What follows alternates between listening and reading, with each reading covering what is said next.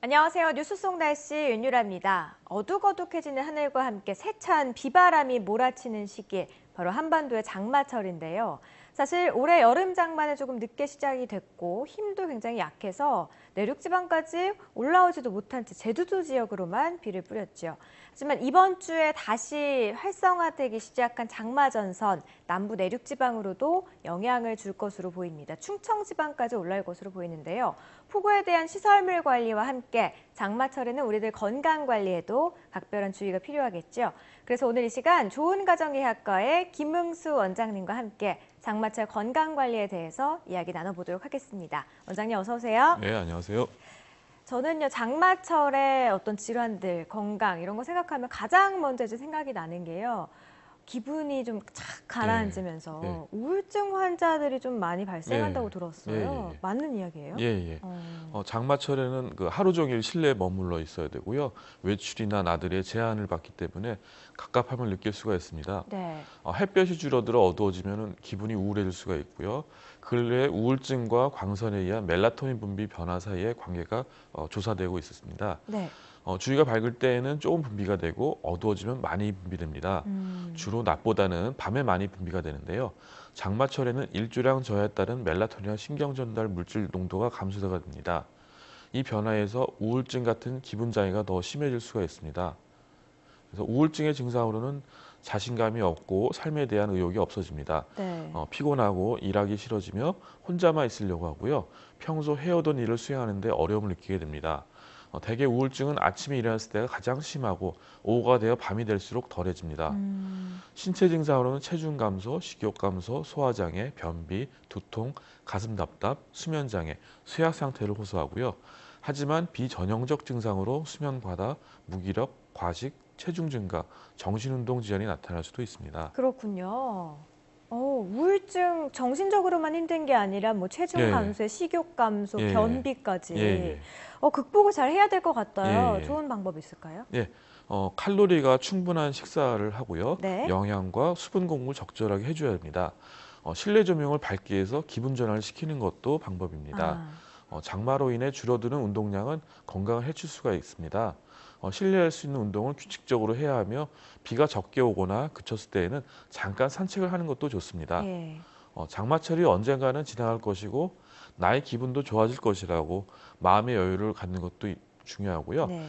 가족이나 친구와 대화를 많이 하고 필요한 경우 우울한 감정을 솔직하게 보이는 것도 필요합니다. 네. 그러니까 비가 잠시 그치는 그 시기를 이용해서 예, 가벼운 산책 정도는 예, 해줄 수 있다고 예, 하니까 날씨 정보 잘 알기 위해서는 또 YTN 웨더 채널을 보면 예, 되겠네요. 많이 봐야겠죠. 예, 또 장마철에는요, 비가 내릴 때 기압이 또 낮아져서 예, 우리 예, 어르신들 관절 예, 통증을 또 예, 호소를 하잖아요. 예, 원장님은 예. 아직은 아니시죠? 아직은 네, 아닙니다. 예, 다행입니다. 환자들이요, 예, 통증을 줄일 수 있는 방법 있을까요? 예. 비가 오면은 이 무릎이 아프고 몸 여기저기가 쑤신다는 음, 노인분들이 많은데요. 예. 대부분 관절염 환자에서 습도나 기압에 따른 변화로 통증이 악화되는 경우가 있습니다. 네. 특히 장마철에는 집안에 가만히 있고 관절을 움직이지 않을 때 통증이 더 심해집니다. 햇빛의 감소와 실내에서 느끼는 답답함으로 우울증도 오고요. 아, 이 우울증이 심해지면 통증이 더 악화될 수가 있습니다. 네. 그래서 진통 소염제나 항우울제를 적절하게 고려해 투약합니다.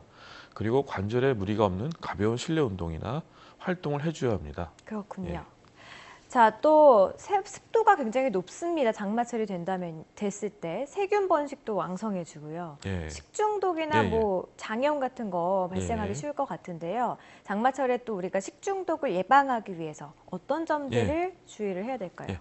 장마로 인한 침수로 오염된 식수에 의해서 음, 이질이나 장출혈성 대장균, 장티부스, 노로바이러스 등의 수인성 전염병이 발생할 수 있습니다. 네, 대개 판매하는 생수는 괜찮습니다. 예, 그러나 물탱크에 나오는 공용수의 경우 반드시 끓여서 마셔야 합니다. 침수로 오염된 물이 닿았던 음식은 버리셔야 하고요. 그렇죠. 철저한 손 씻기가 필요합니다. 특히 침수 피해가 있던 지역에서는 개인 위생에 더욱 조심해야 합니다. 침수로 인해서 물에 젖은 식기류나 침구류는 반드시 깨끗한 물로 삶아 빨아서 사용해야 합니다. 직접 침수 피해를 입지 않았다고 하더라도 장마철에는 음식 위생에 매우 신경 써야 합니다. 네. 덥고 습한 환경에서는 음식이 쉽게 번질되니 냉장 보관은 기본이고 새로 먹을 경우에는 충분히 가열해 두셔야 합니다. 먹고 남은 음식은 오래 보관하지 말아야 합니다. 도마나 칼 등은 식품별로 구별해 사용하고 사용 후에는 깨끗이 씻고 말리는 것이 중요합니다. 고열이나 심한 설사나 구토, 복통 증상을 보일 경우는 가까운 의원이나 병원을 가야 합니다. 네. 음식 조심하셔야 될 것 같고요. 그리고 또 장마철이 되면은 예, 뭐 콧물이 난다거나 예, 재채기가 심해진다거나 예, 이런 예, 장마 알레르기가 예, 있다고 또 예, 예, 들었어요. 예, 저는 사실 처음 예, 들어보거든요. 예. 여기에 대한 얘기도 좀 아, 예, 해주시죠. 예. 덥고 습기가 많아지면은 주로 침대나 매트리스, 소파, 카페트 등에 많이 사는 진먼지 진드기가 증식을 하게 됩니다. 예. 이것은 알러지 비염이나 피부염의 주요 원인인데요. 장마철에 밀폐된 실내 공간에 오래 머물게 되면은 진먼지 진드기 영향을 받아서 알러지 비염 증상이 일시적으로 심해질 수가 있습니다. 장마철에는 환기를 자주 시키고 침구와 옷, 커튼 등을 자주 삶아주고 잘 말려주는 것이 좋습니다. 필요한 경우 에어컨을 사용해서 기온을 낮추고 공기를 건조하게 하는 것도 좋습니다. 자, 그리고요, 또 우리가 장마철에는요, 예, 피부 질환에 걸리는 분들도 많다고 예, 들었습니다. 예, 어떤 것들이 있고, 피부 예. 관리는 어떻게 해야 아, 할지 예, 예, 이것도 예. 알려주시죠. 예, 날씨가 덥고 습하기 때문에 피부에서도 세균이나 곰팡이가 늘어납니다. 음, 세균에 의해서 농가진이, 곰팡이에 의해서 무좀이 생깁니다. 예. 농가진은 소화에서 흔한 피부 질환으로 피부를 긁다가 상처난 부분으로 포도상 구균 등이 침범하는 2차 감염입니다. 가려 긁은 자리에 5에서 10mm의 맑거나 노란색의 물집이 생기면서 빨갛게 번집니다. 나중에는 황갈색 딱지를 형성하는데요. 진물이 나는 농가진 부위를 긁은 손으로 다른 부위를 긁게 되면 그대로 옮겨집니다. 음. 주위 아이들에게 접촉을 통한 전염성이 있습니다. 더러운 손으로 피부를 긁지 않도록 주의해야 합니다. 발무좀은 주로 발가락 사이 피부가 갈라지거나 진물이 나고 흰색으로 변하고 각질이 벗겨집니다. 네 번째, 다섯 번째 발가락 사이나 세 번째, 네 번째 발가락 사이에 가장 많이 생깁니다. 불쾌한 냄새가 나기도 하고요. 땀이 많이 나는 다한증을 동반합니다. 발바닥이나 발가락 사이에 심하게 가려운 물집이 생깁니다. 무좀 환자의 두꺼워진 발바닥에서 떨어지는 살비듬인 인설에는 곰팡이가 많이 들어 있습니다. 네. 그래서 무좀 환자 직접적인 피부 접촉이나 수영장, 공중 목욕탕의 발판, 슬리퍼, 신발 등을 통해 감염될 수가 있습니다. 네. 발무점 치료를 위해서 곰팡이를 제거하는 항진균 연고를 사용하는데요. 겉으로 보기에 없어 보여도 2, 3주간 꾸준히 계속 발라주는 것이 중요합니다. 연고에 반응이 없는 경우 경구용 항진균제를 고려합니다. 무좀부에 2차 세균 감염이 늘어나는 경우 항생제나 소독도 필요합니다. 예.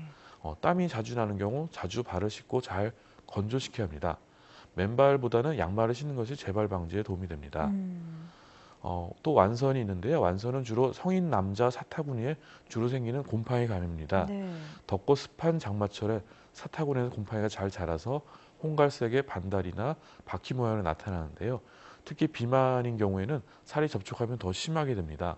치료는 항진균 연고에 잘 반응하는 편입니다. 비만 환자의 경우 체중 감량으로 사타구니에 마찰을 줄여야 증상이 덜해지고요.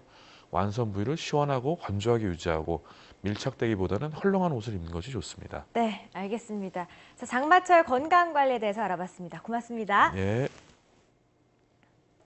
네, 모든 건강 관리의 기본이요. 규칙적인 생활이죠. 그런데 면역력이 떨어지기 쉬운 장마철에는 특히나 더 중요한데요. 앞서 알려드린 예방법 잘 지키는 것은 물론이고요. 또 주변 사람들과 즐거운 시간 자주 갖는 것도 좋은 방법일 것 같습니다. 뉴스 속 날씨 오늘 준비한 소식 여기까지입니다. 고맙습니다.